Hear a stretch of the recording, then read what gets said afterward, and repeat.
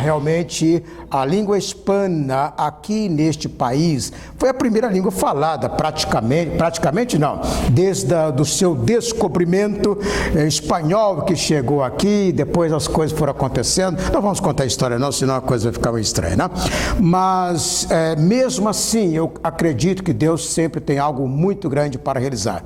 Na semana passada, sábado passado, participei de um trabalho, de uma caminhada com pastores hispanos e pessoas de diferentes nacionalidades de língua hispana, mais de 2.000 pessoas desfilando por Pataque, 2 horas e 45 minutos e cantando aquele barulhão tremendo. Amanhã teremos um almoço para pastores e famílias aqui na cidade e nós temos já mais de 60 pessoas confirmadas, pastores unidos, aliás, orando amanhã juntos, almoçando e falando todo dia. E no próximo sábado também teremos outra caminhada com hispanos e portugueses lá em Ceilha. O ano passado lá estive, me colocaram no helicóptero pela primeira vez para ungir a cidade. Desta vez não vou estar no helicóptero, mas estarei compartilhando e participando lá com os irmãos hispanos, e isto é um desafio muito grande. E obrigado, pastor, por esta visão, visão de reino, visão de mundo, visão de alcançar as pessoas, indiferente à sua nacionalidade, indiferente também à sua língua, o seu idioma que fala. Muito bem, isso aí vocês já estão cansados de ouvir, e eu não estou cansado de ouvir o senhor não, pastor. Eu tenho o prazer de vir aqui para escutar as suas mensagens. Ainda tenho aqui bem gravado a mensagem do domingo passado. Mas eu quero nesta manhã compartilhar até tantas horas da tarde, não? Sim. Sim, ok? O livro de Atos, capítulo 12. Livro de Atos, capítulo 12. Atos é uma história muitíssimo interessante, como todos vocês sabem. Iniciando-se lá no capítulo 1, nós temos quando Jesus é assunto aos céus. Capítulo 2, nós temos o derramamento do Espírito Santo. Capítulo 3, nós temos a cura do homem lá na Porta Formosa em Jerusalém. Capítulo 4, Pedro e João vão para a prisão e é um milagre muito interessante. Capítulo 5, entra lá um casal na igreja e tenta destruir tudo, mas a coisa recompõe. Capítulo 6, eles buscam fazer uma diretoria da igreja com aquilo que chamam diáconos, apesar que esta palavra não existe lá. Capítulo 7, o diácono principal Estevão é apedrejado, morto, olha para o céu está aberto e a glória do Senhor também manifestando para ele. Capítulo 8, nós temos o povo fugindo, a igreja não pode mais estar em Jerusalém para ir em diferentes lugares para pregar a palavra do Senhor. No capítulo 9, Paulo converte. Capítulo 10, há uma ascensão tremenda do Espírito Santo na casa de Cornélio, um italiano, muito interessante. Capítulo 11, a igreja então começa a ver novas oportunidades e novos caminhos. No capítulo 12, há uma controvérsia, parece-me, e no capítulo 12, nós temos o principal pastor preso na cadeia. Já o seu colega, o seu amigo, havia sido, como corta o cabeça, degolado na noite anterior. Agora o apóstolo, o pastor, está na cadeia. Está na cadeia por uma questão de sofrimento da igreja. Hoje de manhã, acordei, levantei 4:30 da manhã, estava lendo e de repente recebi uma mensagem. Lá em Jakarta, aliás, na Indonésia, que é o maior país islâmico do mundo, hoje de manhã, um louco entrou em uma igreja, puxou uma bomba, a bomba explodiu parcialmente, como não pôde dar danos suficientes, aí subiu no altar com uma faca para matar o padre que estava ministrando, uma igreja cristã, lógico, uma igreja católica, aliás, que estava ministrando, porque a dor deles, a luta deles está contra tudo aquilo que se fala sobre Jesus. E esse texto que eu quero compartilhar nesta manhã, parece que é algo que está acontecendo hoje. Muitas coisas aqui na América, no Brasil, em outros países do mundo, nós desfrutamos de uma total liberdade, completa liberdade, e às vezes nós esquecemos daquilo que aconteceu no passado. Por exemplo, hoje no Brasil ser evangélico é moda. Não é isto? É moda. Ser evangélico, todo mundo participa de igrejas evangélicas, todo mundo está cantando, todo mundo está falando sobre o evangelho, mas poucas pessoas recordam o que aconteceu com os primeiros evangélicos que chegaram no Brasil, lá no ano 1557. Eles foram mortos, jogados seus corpos na na Baía da Guanabara. O que fugiu, conseguiu fugir, ficou preso 10 anos lá em Salvador, mandou uma carta pedindo perdão ao jovem de Portugal, que era rei do Brasil também, Dom Sebastião, mandando: por favor, perdoe-me o que aconteceu, eu quero viver. Dom Sebastião nem mesmo respondeu, e no dia que Dom Sebastião estava completando 13 anos, ele foi pendurado em uma forca no Rio de Janeiro. E quem ajudou a matar? O grande famoso Anchieta, que ajudou a matar esse servo do Senhor. E vejam que naquela época não existia advogados para defender a igreja, não existia sociedade para defender a igreja, não havia direitos humanos, não havia direitos para proteger quem quer que seja. A igreja tinha uma única alternativa: ou busca Deus ou acaba. Ou confia no Senhor, ou vão vender bananas por qualquer local. Ou confia em Deus, ou irão fazer qualquer outra coisa. Mas ali havia uma necessidade, havia encontrado-se contra a parede: ou eu faço, ou eu desisto. E no caso, Pedro e seu colega Tiago, que na noite anterior, penso eu, havia sido decapitado, degolado, como já foi dito, ele estava também esperando a morte chegar a qualquer momento. Esses fatos, desta mesma forma, aconteceram no dia 9 de fevereiro de 1558, lá no Brasil, no Rio de Janeiro. Eles não tinham nenhuma alternativa, senão com que morresse para que o evangelho fosse proclamado. Da mesma forma, poucas pessoas imaginam, mas muitos pastores aqui nos Estados Unidos, pergunta às árvores lá de Boston, quantos pastores foram pendurados por pregar a palavra do Senhor aqui nos Estados Unidos. Razão da cidade de Providence foi exatamente uma solução desse problema. Mas vejam, em Atos capítulo 12, nós encontramos então o apóstolo, o pastor Pedro na prisão. Mas existia uma coisa muito interessante. Enquanto ele estava na prisão, e a Bíblia diz que ele estava dormindo. Você seria capaz de dormir se amanhã vai ser... Algumas pessoas sabem, aliás, todos vocês sabem, que aqui nos Estados Unidos, os estados que têm pena de morte, a pessoa pode passar 10, 15, 20 anos no corredor da morte. No dia seguinte, aliás, no dia anterior, o carrasco chega e diz: meu filho ou minha filha, amanhã é a tua vez. Então, para amanhã, você tem direito a um cardápio especial. Você pode pedir a sua comida, desde que não passe $20. Você pede então a comida que você quiser. Agora a minha pergunta é: será que a pessoa tem apetite para comer, sabendo que vai ser uma injeção letal, alguma coisa mais ou menos assim? E aqui está Pedro, ele deitado, dormindo. Mas existia uma coisa muito interessante, que enquanto Pedro dormia, na casa da irmã Maria. Quantas pessoas aqui chamam Maria? Nós temos alguma Maria aqui ou não? Ótimo. Lá em Portugal todos os irmãos eram Maria, então a gente tratava por último nome, não? Mas veja que na casa da irmã Maria não tinha nenhum pastor lá, segundo o que eu entendo, mas estava uma vigília. Deus liberta o nosso pastor. Havia uma coesão, havia uma participação, havia dentro de uma visão: nós queremos a liberdade do nosso pastor, precisamos vê-lo aqui novamente, queremos ouvir a sua voz, ele tem algo para dizer. Mas ele estava onde? Na prisão. Eu ouso dizer que quando a igreja ora, Deus responde. E a igreja na casa da irmã Maria estava pedindo para Deus libertar o pastor Pedro. E o pastor Pedro, tranquilo naquela noite, amarrado de um lado do outro, com 16 soldados vigiando, porque era um homem, como fala, como é super perigoso, alta periculosidade. Se simplesmente porque tinha uma arma na mão. E a arma o quê? Era o Antigo Testamento, nem o Novo Testamento ele possuía.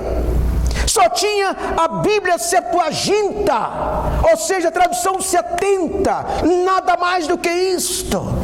Mas existia alguma coisa no meio de tudo isto, porque já 2, 3 capítulos anteriores, no capítulo 4 no caso, as próprias autoridades chegaram e disseram: você vai parar de pregar. Ele disse: nós não podemos parar de falar aquilo que nós ouvimos. Às vezes, irmãos, nós esquecemos isto. Em nosso dia a dia, nós tratamos de tudo, menos que Deus incumbiu-nos de uma responsabilidade de nós pregarmos o Evangelho. Eu recordo certa vez, permita-me contar esse testemunho, há bons anos atrás, eu já estou quase, né? Vocês já sabem a idade para se contar, mas há bons anos atrás, fiquei resfriado um sábado, e naquele domingo não fui participar do culto. Nós tínhamos uma pediatra na igreja. À noite ela foi à nossa casa, minha casa, e disse: olha, pastor, o senhor é muito grande para eu tratar, amanhã eu posso trazer um médico aqui, posso mandar um médico vir o senhor? Com prazer. E no dia seguinte, segunda-feira, chegou o médico caladinho, não falou nada, eu cumprimentei, ele mal respondeu, e foi lá e 33, vocês conhecem aquela história, 33, fala isso, aquilo, tal, e enquanto ele pediu para falar 33, eu disse: foi a idade de Cristo, e ele não respondeu nada. Depois, outras palavras, eu toquei Jesus no meio, não respondeu nada. Quando terminou, ele falou assim: quando eu posso vir aqui para o senhor me falar mais sobre Jesus? Eu falei: o dia que o senhor quiser. O dia que o senhor quiser. Ele disse: dia tal. Perfeito, então estarei aqui, já curado para lhe atender. E no dia tal ele chegou, foi para o escritório, sentou, e nós começamos a conversar. Falei para ele sobre o 33, falei para ele sobre o homem feio, falei para ele sobre Jesus, falei para ele sobre a ressurreição, falei para ele sobre a salvação, falei para ele tudo quanto precisava. E ele olhou para mim e disse: o que eu devo fazer agora? Aceitar Jesus. Então eu quero aceitar Jesus agora, lá no escritório. Oramos, pedimos: Senhor, perdoa os seus pecados. Ele confessou os seus pecados. E agora o que mais que preciso fazer? Ser batizado. Pode ser agora? Não, agora não, mas vamos para daqui a alguns dias. Não, mas eu preciso logo. E logo lá em São Paulo tem, irmão sabe, tem um batistério lá feito pelo governo. Nós requeremos aquele batistério, realizamos o batismo. Para encurtar, quando morava em Portugal, foi a primeira pessoa que nos foi visitar. Aquele era médico, deixou a medicina para ser pastor, morreu há 2 anos atrás. Deixou uma grande igreja na cidade na Foz do Iguaçu. O seu filho, 2 de seus filhos também médicos, deixaram a sua posição de médico para cuidar da igreja. Às vezes nós imaginamos que aquilo que nós fazemos, o que estamos fazendo, Deus às vezes nem está vendo, mas a história é um legado que iremos deixar. Agora nossa, outra coisa, no versículo 5, parece que nós não estamos nem lendo a Bíblia, vamos dizer, esse elemento não sabe nem de Bíblia, mas vocês vão ler em casa o texto. Mas veja uma coisa interessante, que enquanto Pedro estava, aliás, vamos ver o versículo 5, pelo menos, né, para já não ficar só em minhas palavras aqui. Pedro, pois, estava guardado no cárcere, mas havia oração, o quê? Contínua ou incessante da parte da igreja a favor dele. Às vezes nós estamos em nosso dia a dia.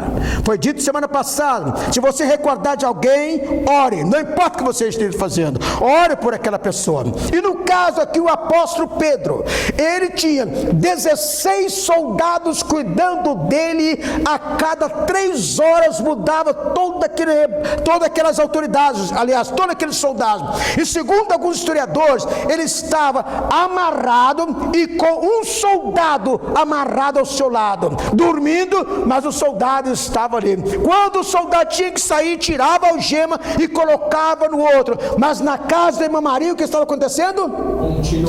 Contínua oração. Deus liberta o nosso pastor, Deus liberta o pastor Pedro.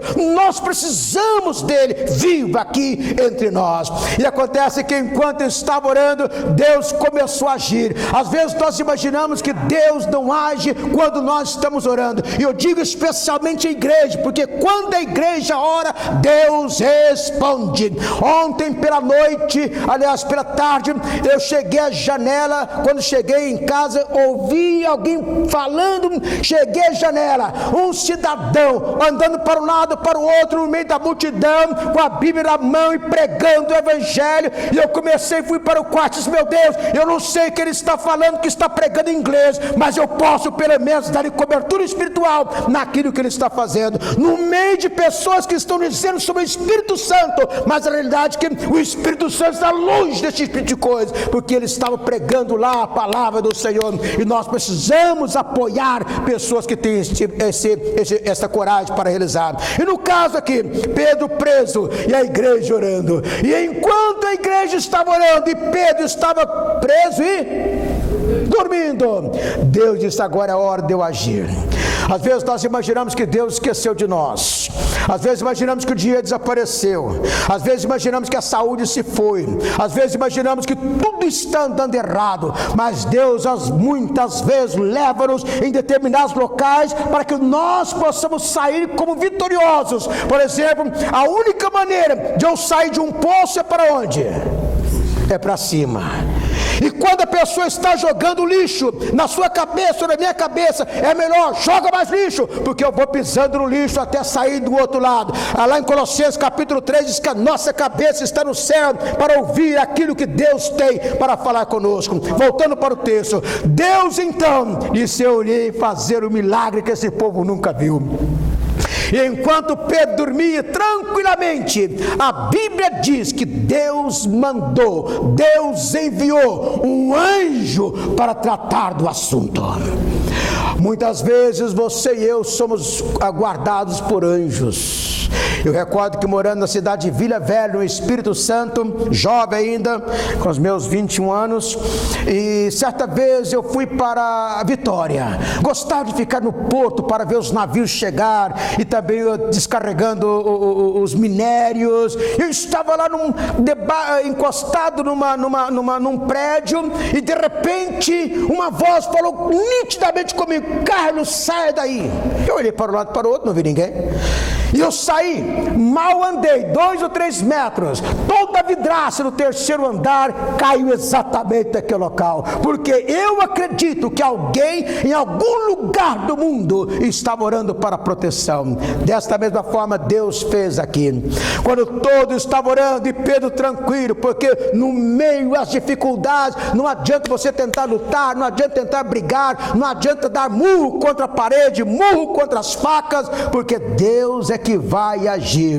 Já foi dito aqui na semana passada e por sinal muito bem, sobre como que Deus usou o próprio Ananias no meio de toda aquela dificuldade para fazer de Saulo, este grande homem que a história se dobra diante dele. Mas veja o seguinte, Deus disse: agora chegou minha vez de trabalhar. E Deus mandou à noite, enquanto o sono tranquilo, aí vem um salmo dizendo que o choro pode durar, mas a alegria verá pela manhã. E ele, Pedro, dormindo tranquilamente, no meio daquela cela trancada, fechada, soldados na porta, soldados na rua, soldados ao seu lado. O anjo entrou, não pediu licença, não pediu autorização, não pediu nada. E a Bíblia diz que houve uma luz a clarear em toda aquela sala. E os soldados não puderam ver a luz clarear, embora estivesse ali de plantão, não puderam nem sentir a presença do Senhor. E eu acho interessante, meus irmãos, que a Bíblia diz que o anjo chegou e ainda foi lá acordar Pedro. Pedro, acorda. Acorda, Pedro. Às vezes nós imaginamos que temos sido esquecidos, ninguém nem está aí para nós, até Deus esqueceu de nós. Mas aqui está. Pedro acorda, quem sabe assim um tanto apavorado, que realmente a Bíblia diz assim. E quando acorda, o anjo diz: pega a tua roupa. E mais, pega teu sapato. Sapato? Deus se preocupa até com sapatos. E notem-se, eu particularmente gosto muito de sapatos que não precisa amarrar. Preguiça, né, talvez, né? Ou costume. Não sou contra, não, mas... Só que naquela época, os sapatos não eram confortáveis como nós temos hoje. E eu fico a imaginar Pedro agora, que a Bíblia fala que as correntes saíram, largaram, as correntes caíram. Eu começo a ver Pedro pegar seus sapatos e colocou o pé direito e ajoelhado para amarrar todo... Como fala em Portugal, meu irmão? Os atacadores, amarrando o que vinha até aqui na perna, amarrando e olhando para o anjo. Será que isso é verdade ou um sonho? Ou um pesadelo de bom sentido? Amarrou um, amarrou o outro, pegou a roupa e o anjo deu a ordem: siga-me. É naquele momento que tudo está acabado. Deus disse, como fala em inglês? Come here.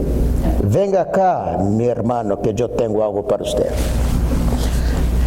E naquele momento, Pedro não teve outra alternativa. Viu a porta aberta, o anjo à frente, ele vestido, os soldados completamente de plantão, sem poder ver nada, porque Deus cega o seu inimigo, Deus faz coisas acontecer que às vezes nós não entendemos.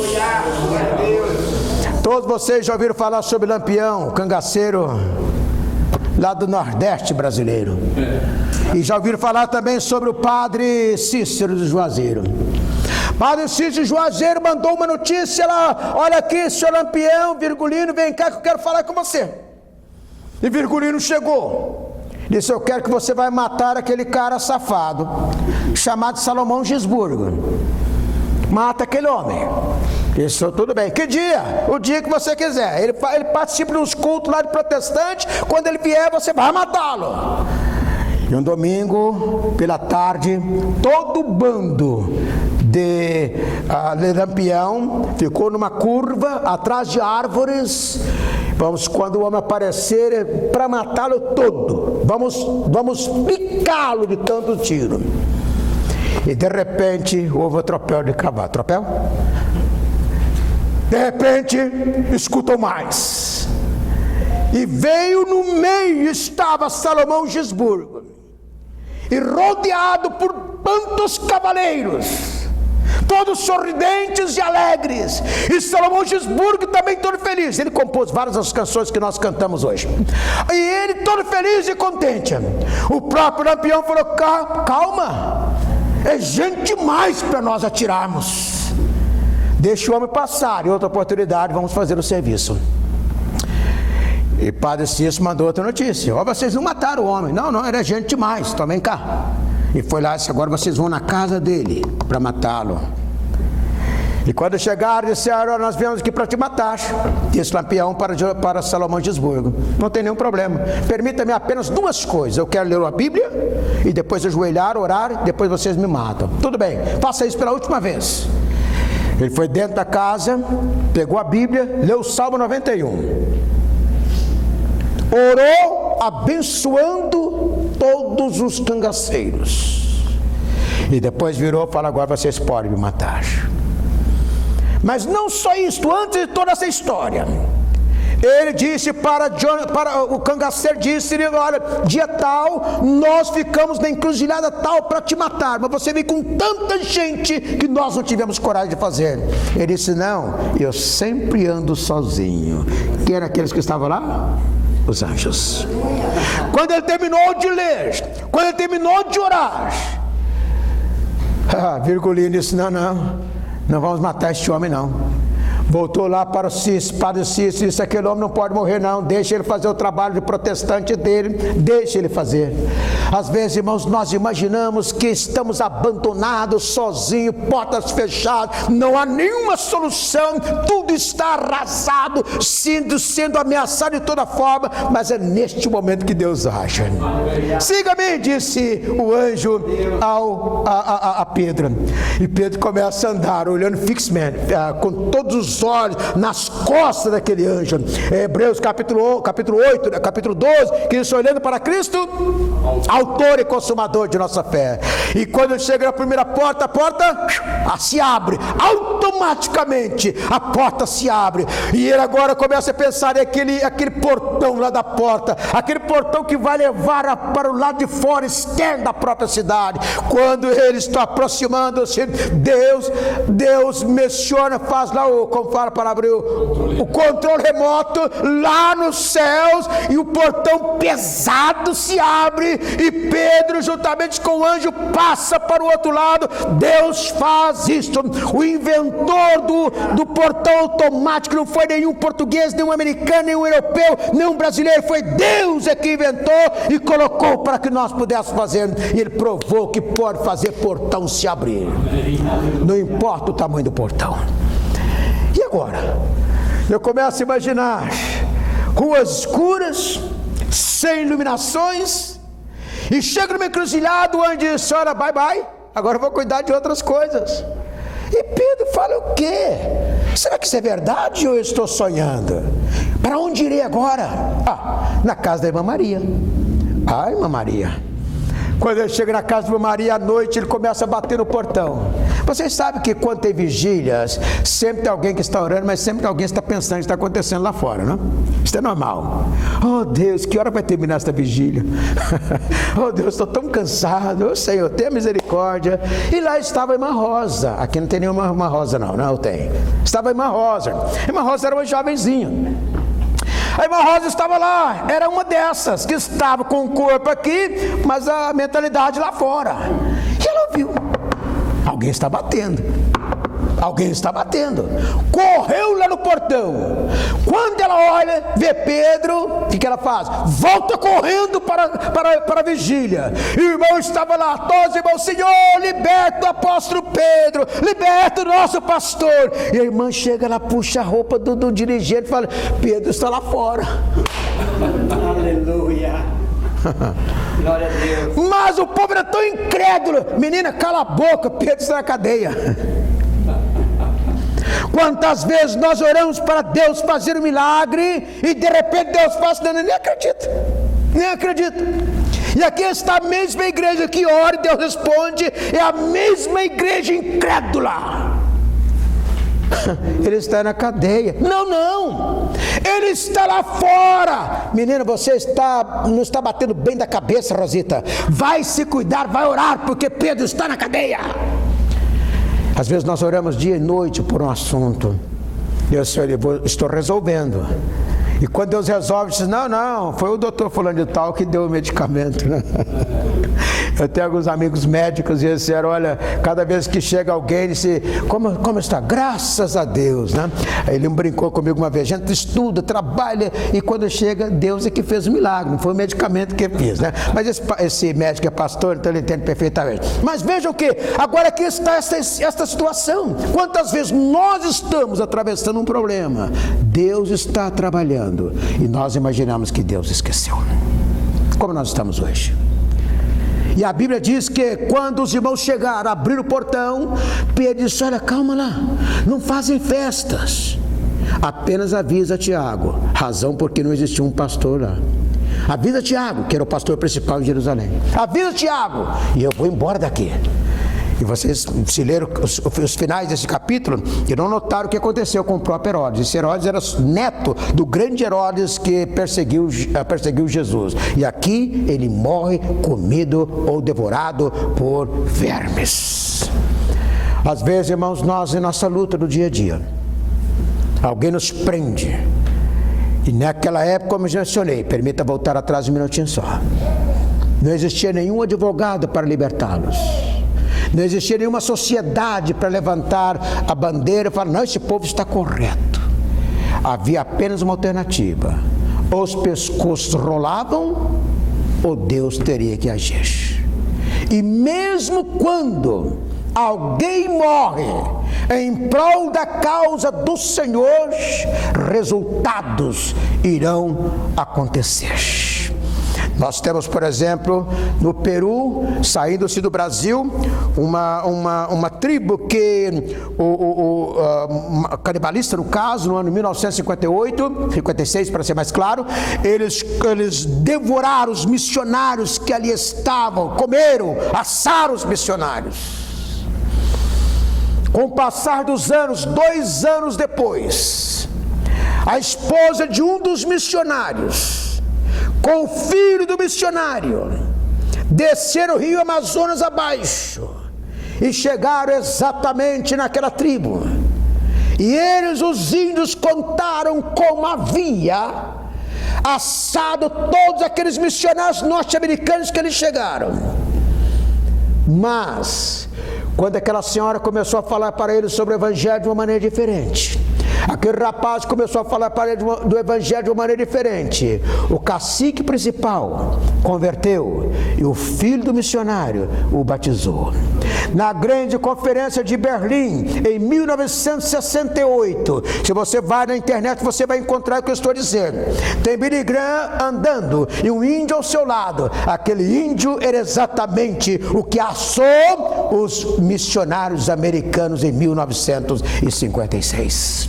Às vezes isso está também no livro Até os Confins da Terra, um livraço assim, mas você pode adquirir para ler. Às vezes nós imaginamos que nada está acontecendo, mas Deus está fazendo algo. O trabalho que estão fazendo como evangelistas, fazendo distribuição de folhetos ou evangelizando a quem quer que seja, a tempo e fora de tempo. Nunca esqueça que um dia o resultado disso tudo acontecerá. O resultado positivo, resultado de coragem, resultado que há uma grande vitória para frente. Hoje, a América do Norte, especialmente do estado de Nova York para cima, tem sido um estado esquecido. Grandes templos, anda na cidade de Providence para ver. Aliás, não precisa ir para Providence, anda aqui na cidade de Fall River. Veja os grandes templos abandonados, esse lugar onde as multidões seguiam para adorar a Deus. Hoje esta multidão está por aí, sem Deus, sem esperança, sem nada. E algo precisa acontecer, e só vai acontecer quando eu e você levantarmos e falarmos: nós estamos aqui para fazer a obra do Senhor. Deus não esqueceu.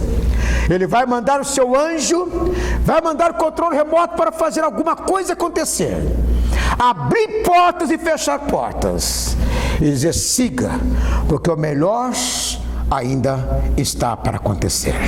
Enquanto a igreja ora, Deus responde. E nunca esqueça, às vezes a incredulidade no meio da própria igreja, mas Deus tem algo para fazer. Curva a sua cabeça, por gentileza. Nosso Deus e Pai, em nome do Senhor Jesus, obrigado pela Tua palavra, obrigado por aquilo que foi possível compartilharmos nesta manhã. Obrigado, Senhor, porque ela é viva e poderosa.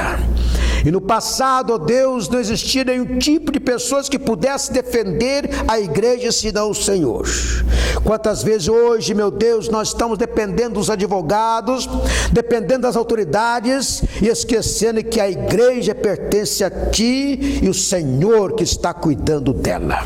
Pai, em nome de Jesus, ajuda-nos a entender nosso dia a dia, o ide ou indo proferido por Jesus, e a responsabilidade que pesa sobre cada um de nós. Abençoa, Deus, nesta manhã, tudo quanto já fizemos e quando tudo estaremos fazendo para a Tua glória. E aceite, ó Deus, a nossa gratidão neste instante. Ao mesmo tempo, o Senhor vem em encontros às nossas necessidades. O Teu anjo, Senhor, esteja ao lado desta irmã, deste irmão, desta família, deste casal, e ao lado de cada um de nós, para a Tua glória, em nome do Senhor Jesus Cristo. Amém. Amém. Muitíssimo obrigado, pastor. Deus abençoe.